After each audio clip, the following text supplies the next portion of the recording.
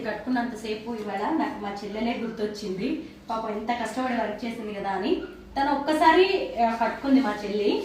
తర్వాత మళ్ళీ ఎప్పుడో 15 years తర్వాత ఈ రోజు నేను కట్టుకున్నాను ఈ చీరని. పైగా బ్లౌజ్ మార్చేసి కట్టుకోవడం వల్ల ఇది కొత్త లుక్ వచ్చింది. ఈ శారీ వర్క్ గురించి చెప్తాను. ఇక్కడంతా ఉంది కదా ఈ వర్క్,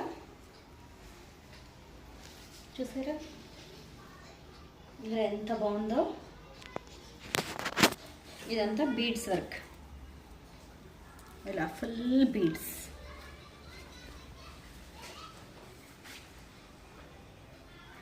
అది వదిలేసి ఒకసారి చుట్టూ తిరుగు.